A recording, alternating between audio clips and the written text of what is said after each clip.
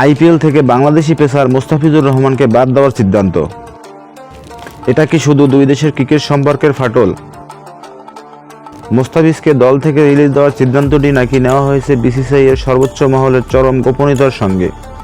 সবচেয়ে বড় বিস্ময়ের বিষয়, এই সিদ্ধান্তের আগে আইপিএল এর গভর্নিং কাউন্সিলের কোনো সদস্য মতামত পর্যন্ত নেওয়া হয়নি। গত মাসেই নিলামে 9,20,00,000 রুপিতে কলকাতা নাইট রাইডার্স মোস্তাফিজকে দলে নেয়।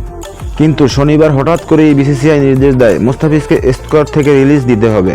ইন্ডিয়ান এক্সপ্রেস এই প্রতিবেদনে বিসিসিআইয়ের এক কর্মকর্তা স্বীকার করেন, এই সিদ্ধান্তের কথা তারা নিজেরাই প্রথম জেনেছেন সংবাদ মাধ্যমে। আইপিএল এর গভর্নিং কাউন্সিলর পুরোপুরি অন্ধকারে রেখেই কার্যকর করা হয় এই বিতর্কিত সিদ্ধান্ত।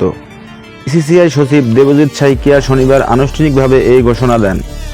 বর্তমান পরিস্থিতির প্রেক্ষিতে কেকেআরকে মোস্তাফিজকে মুক্ত করে দিতে বলা হয়েছে। বোর্ডের শীর্ষ পর্যায়ের মাত্র 2-1 কর্মকর্তা এই সিদ্ধান্ত নিয়েছেন, যা ইতিমধ্যে বিসিসিআইয়ের ভিতরে অসন্তোষ জন্ম দিয়েছে। এই প্রতিক্রিয়া শুধু ক্রিকেটেই সীমাবদ্ধ থাকেনি।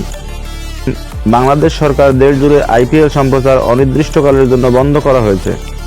একই সঙ্গে বিসিবি আইসিসিকে চিঠি দিয়ে অনুরোধ জানিয়েছে আসন্ন টি-20 বিশ্বকাপ বাংলাদেশের ম্যাচগুলো শ্রীলঙ্কায় সরিয়ে নেওয়া হয়। প্রতিবেদনে বলেছে, দ্বিপাক্ষিক রাজনৈতিক উত্তেজনা এবং সামাজিক যোগাযোগ মাধ্যমে কেকেআর মালিক শাহরুখ খানকে ঘিরে উগ্র চাপের মুখেই তড়িঘড়ি করে মোস্তাফিজকে বাদ দেওয়ার সিদ্ধান্ত নেওয়া হয়।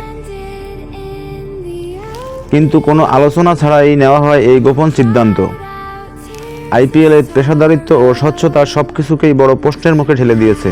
ক্রিকেট কি আজ শুধুই খেলা আছে, নাকি এটি হয়ে উঠেছে রাজনীতি, ক্ষমতা আর পর্দার আড়ালের সিদ্ধান্তের মঞ্চ?